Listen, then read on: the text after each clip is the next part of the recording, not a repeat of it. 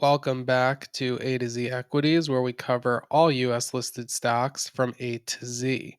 Today we're covering Advanced Auto Parts, ticker AAP.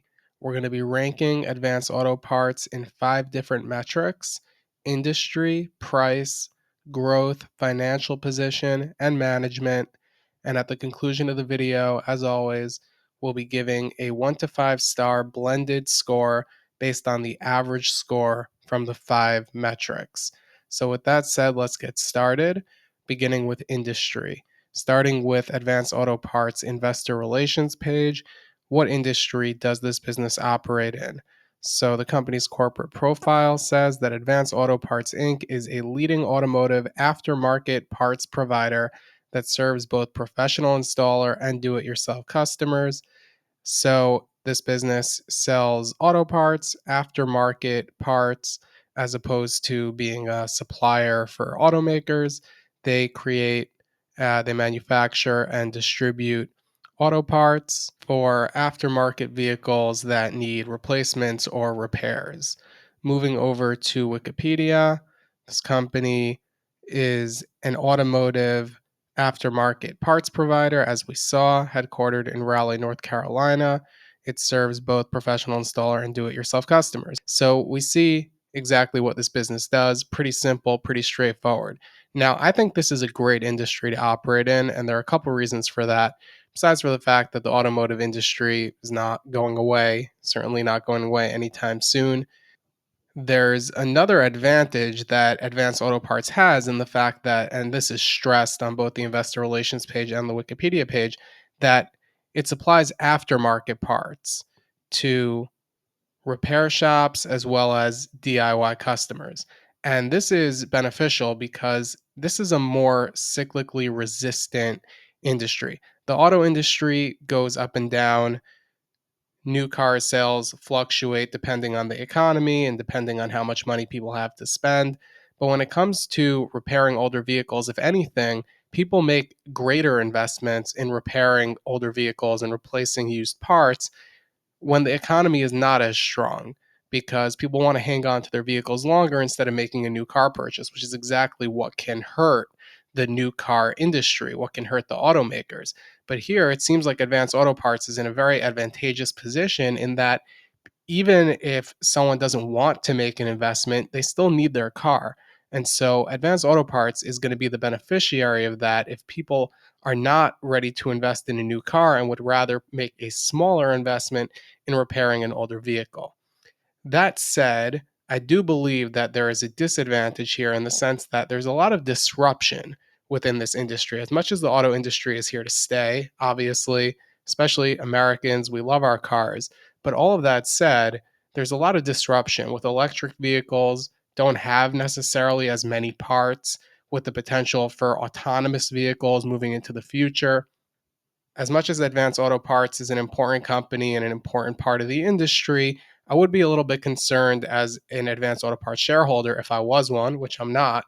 But if I was an Advanced Auto Parts shareholder, I would be a little bit concerned about the long term outlook, especially with regard to EVs and whether Advanced Auto Parts is going to have as much of a revenue stream and as much of a customer base moving forward as EV adoption accelerates in the years and decades ahead. So, with all of that said, for industry, I'm going to give Advanced Auto Parts a 3.5 rating. It could be higher if not for these questions around the long term outlook, but I do think it's a great industry, always in high demand, in an advantageous position with regard to economic cycles. So, 3.5 stars is going to be the score for industry. Now, moving on to price, let's take a look at Seeking Alpha. And with regard to the price multiples, we always want to first know how much is this company worth? What is the price of the entire company? If you were theoretically to buy every share of the company at its current price, what would you pay? And that's the market cap we see here. It's 3.64 billion. Now I'm a little surprised at how low this number is, just considering Advanced Auto Parts is a very well-known brand. A lot of brand recognition, tons and tons of locations. You see them around, depending where you are, I suppose, but I certainly see them around the places in the US where I've lived. And so I would be surprised to see such a low market cap on a company with such a large scale and such great brand recognition.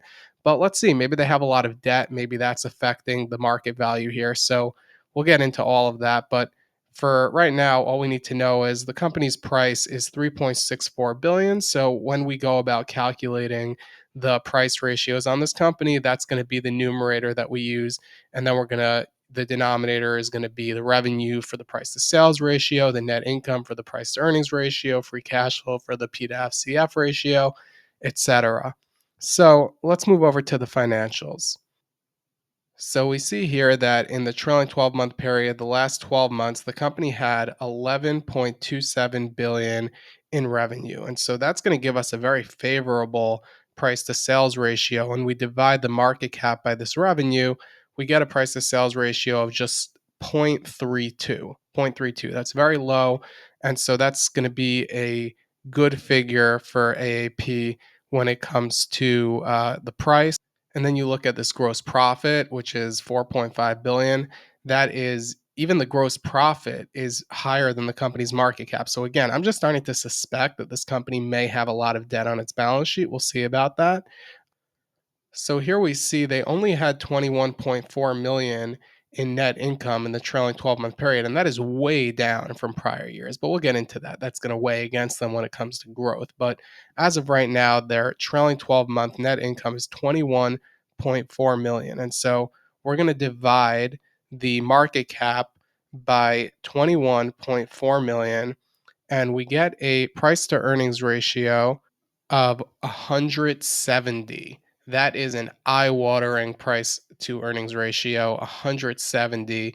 That is way high. And although they are profitable, we see their profitability is definitely slimming out intensely. And so that is definitely not a good ratio on a trailing 12-month basis. We go back a couple of years, it would look really good. It would be a single digit ratio compared to net income in 2022 or 2023, 2021, all the way back all of these years from 2015 straight through 2022. This company would be trading at a single digit price to earnings ratio. If something happened in 2023 and in 2024 as well, because we're seeing a further dip there where this company has really fallen off in terms of its net income, trading at a price to earnings ratio right now of 170. That is eye watering. Now, it's good that this company's making money. That's something better than losing money. But compared to its market cap, these earnings are negligible. So let's see whether the free cash flow statement is any better.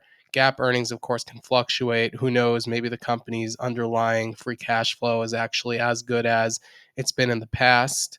And we see here that it is actually. The levered free cash flow is 548.5 million on a trailing 12-month basis. So in 2023, it was actually really weak, and who knows what happened there, just like the earnings. But it seems like so far in 2024, they've somehow generated a ton of free cash flow, and that is going to be very helpful for this company in terms of valuing the company based on its trailing free cash flows. So we plug this in, we divide the market cap by this 549 million in levered free cash flow, and we get a price to free cash flow ratio of just 6.6. So that is mid single digits, mid to high single digits, 6.6 price to FCF. That's a really attractive ratio. So we're getting mixed signals so far. Really good price to sales ratio, really weak price to earnings ratio, and really strong price to free cash flow ratio. But of course, that's on 2024 basis. 2023 basis, that price to free cash flow would look very weak. It would be around 100. So let's move over to the balance sheet and see what we have there in terms of book value. Does this company have any book value? So we see total assets of about 12 billion, total liabilities of 9.6 billion, total common equity, total equity 2.564 billion. So we're going to divide the market cap, which again is 3.64 billion. We're going to divide it by 2.564 billion, and we get a price to book value of 1.4. So the price is 1.4 times or 140% of the book value of the company. That's a really good ratio. And if we scroll down to tangible book value, we see the tangible book value is a lot less than the overall book value. It's 991 million as opposed to 2.56 billion. But even the price to tangible book value ratio provides some value here, where the market cap is 3.67 times the tangible book value. And so that provides some margin of safety, not a crazy margin of safety, but even the tangible book value of this company is substantial. It's significant relative to the market value that the company's selling for. And so my assumption that they have net debt is not the case. They actually have a positive tangible book value, and that actually really brings down the market cap further in theory, because you could subtract at least the tangible book value. In theory, you could subtract this $1 billion of tangible book value out of the market cap and bring down the market cap even further in that sense, down into like the 2.6 $2.7 billion range. So that's really surprising. But as we see, they are struggling with their net income, even their free cash flow last year. But we'll get into that. As far as these price ratios go, I think they look really good. You have a price to sales ratio of like zero point 0.3, a fraction of the market cap. The sales are many times the market cap on an annual basis. You've got the earnings at a very lofty price to earnings ratio on a trailing basis. But if you go back further than the past year, you go back to 2022 and prior to that, every single year, single digits as compared to the current market cap. And so that, factors in. We do put a priority on the trailing 12-month earnings. But that said, going back further than that, it would look very attractive. Price to free cash flow looks very attractive on a trailing basis.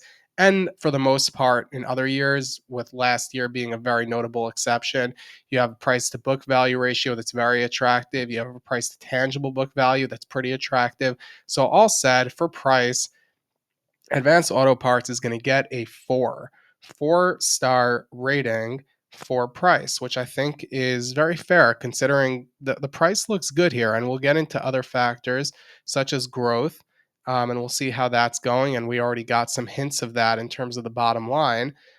So without further ado, let's move over to growth. So we'll take a look back at the income statement, looking at sales growth first.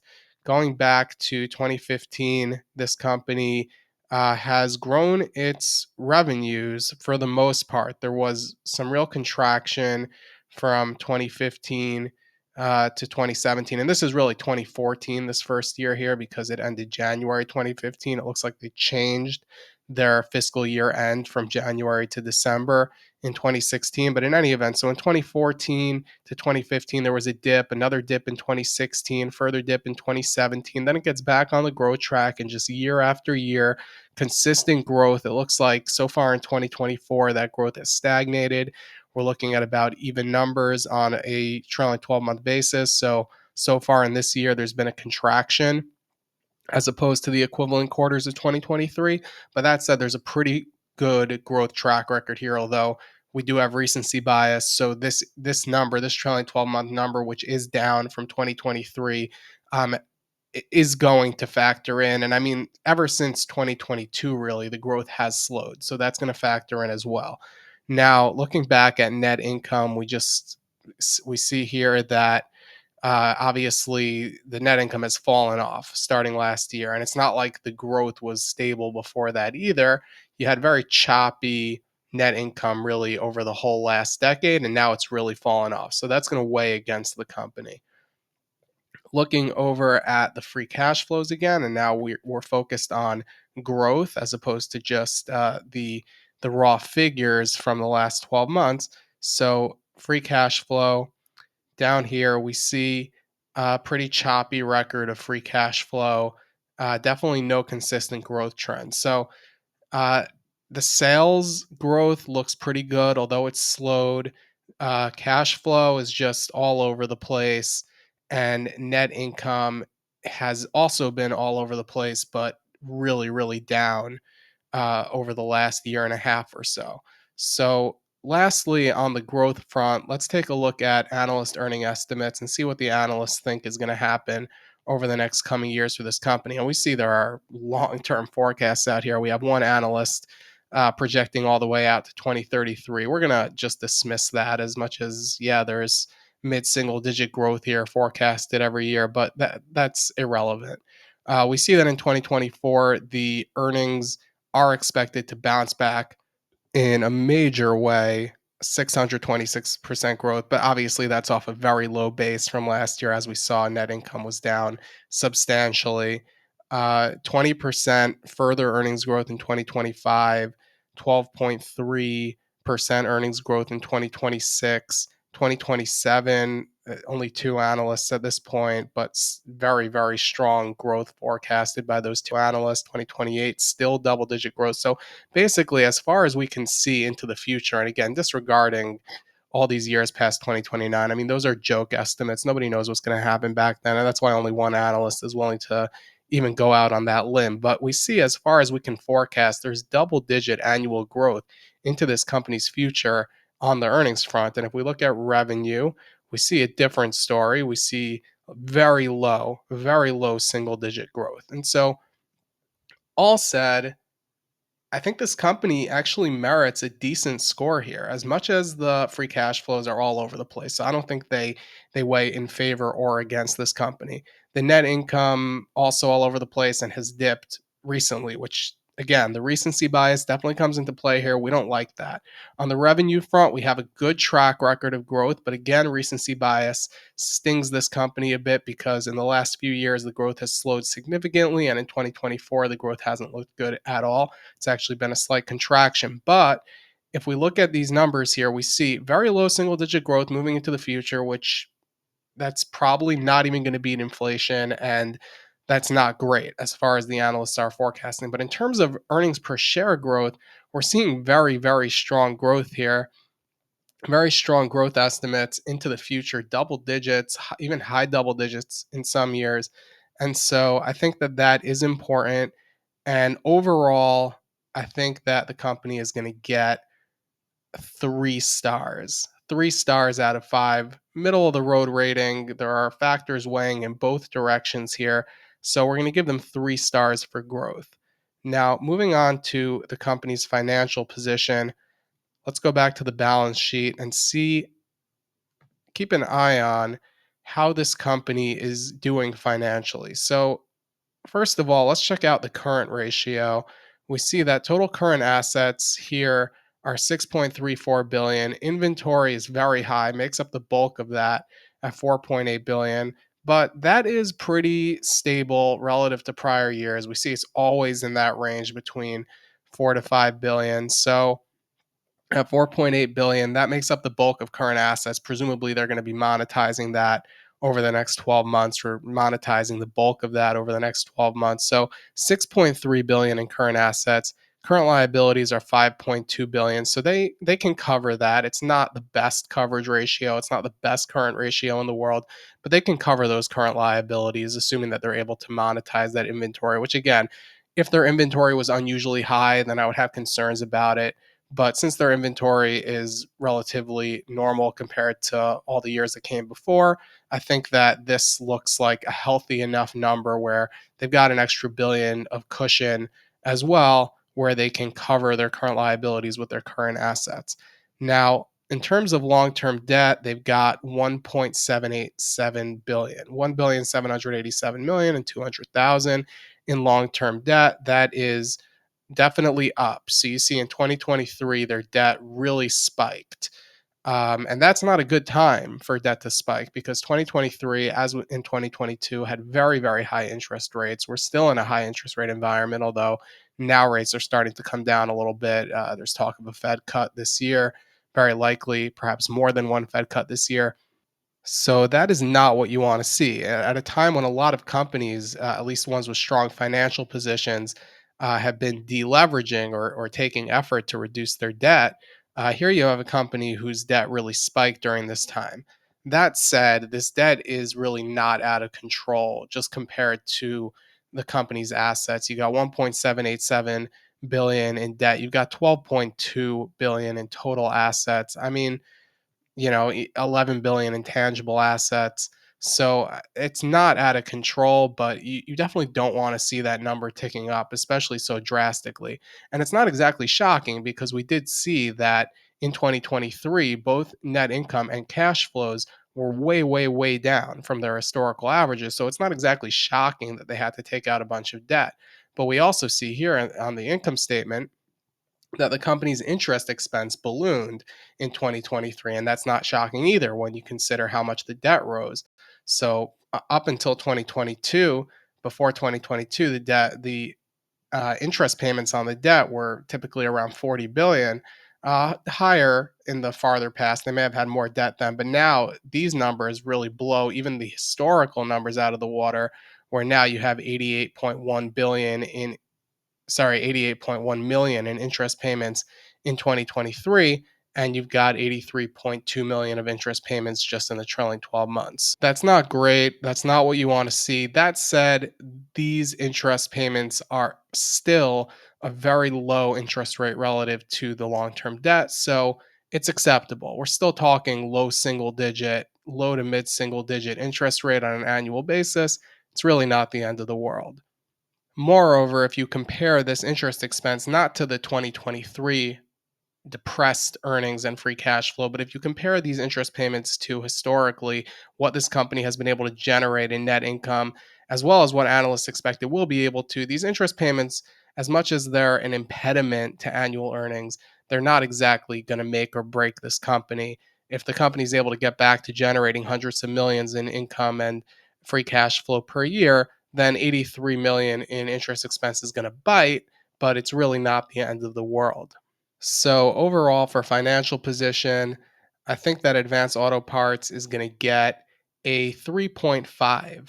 The current ratio is okay, but not great. Long-term debt is rising, but still relatively low. Interest payments could be easily covered by historical averages of the earnings that this company generates. So they're not in a very solid position, but I would say they're on the better side of average. You see a lot of very weak, very ugly balance sheets. This is certainly not one of them. This is, I would say, even a slightly better than average balance sheet. An average balance sheet would get a 3, so we're going to give them a 3.5 for their financial position. Lastly, moving on to management. So, we're going to start here by looking at the company's history of earnings surprise. Did the company beat or fall short of estimates in the past? And we see analyst estimates were beat most times. As we've discussed in past videos, these numbers indicate that management is generally, most of the time, under promising and over delivering, managing expectations well, and not signaling to the market that the company is going to perform better than it actually will. So these numbers are pretty good in terms of managing analyst expectations. Turning to insider transactions. So let's take a look at bar chart here and see what the insiders have been doing in this company. So we see over the last 3 months, 450 shares purchased. We see down here, actually, it looks like these were dividend reinvestments. So it's not really that managers are taking fresh money and putting it into the stock, but they are taking their dividends from the stock that they already hold, and they are using that to buy more shares in the open market.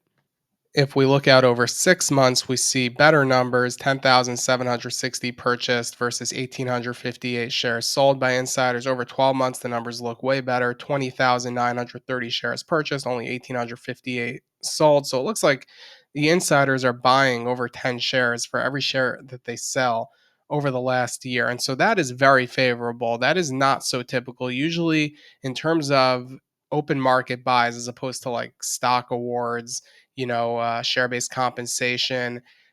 Usually on the open market, insiders are selling a lot more shares than they're buying. So the fact that here it looks like even on the open market, buying full price shares, managers are buying a lot more shares than they're selling. And that's a very favorable sign. It indicates that in all likelihood, the insiders believe that this company is undervalued. And we've said before in past videos, insiders sell shares for many reasons. The other part of that common quote that's said is that insiders only buy shares for one reason. The only reason that insiders will buy shares is if they're undervalued. And so, or if the managers believe they're undervalued. Now, the insiders could be wrong, but they do have better information than the rest of us. And the fact that they're buying shares does indicate that they are bullish on this company.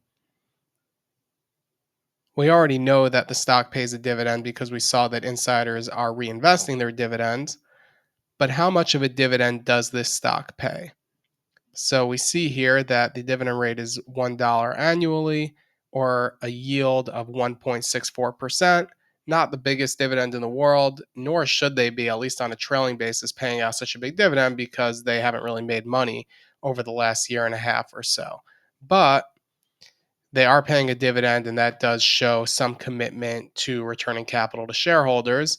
And lastly, let's take a look as well at whether this company pays out stock-based compensation. We see that they do. Not a huge amount. We have 45.8 million over the trailing 12 months, and that's going to be a little over 1%, somewhere between 1 and 1.5% of the company's market cap, a tiny fraction of the company's revenues.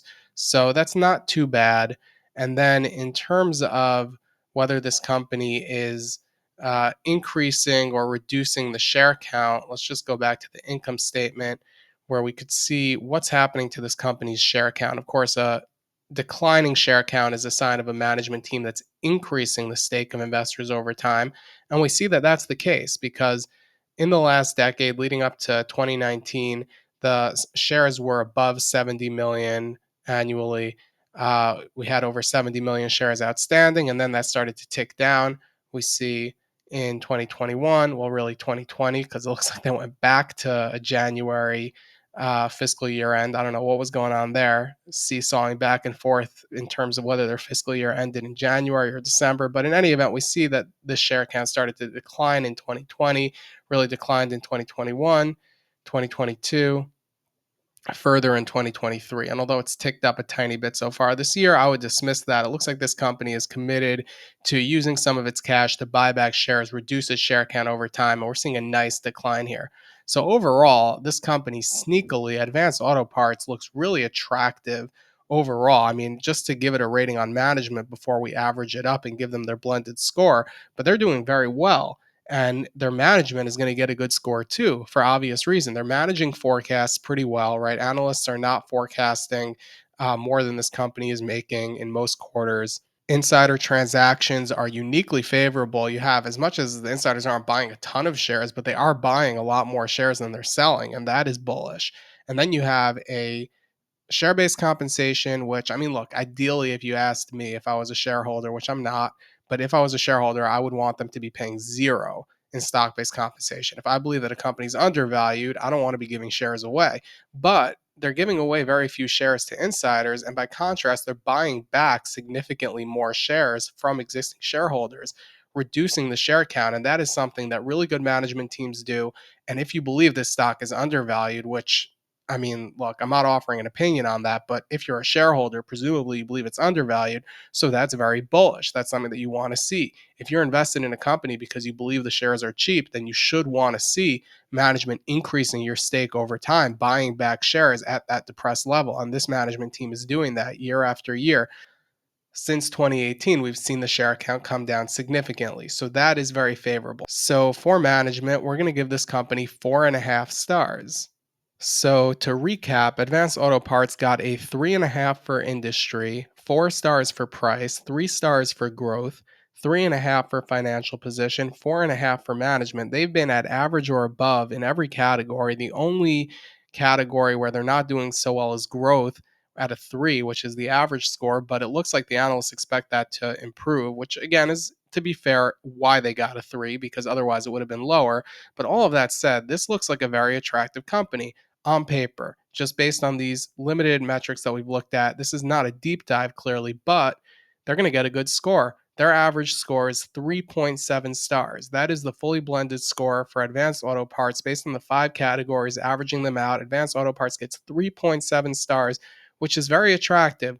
Very good score, might warrant looking into further. This video is certainly not financial advice, most definitely not a buy or sell recommendation. As mentioned, I have no position, long or short, in Advanced Auto Parts, but the score is 3.7. Thank you so much for tuning in to A to Z Equities, and we hope to see you back on another video very soon.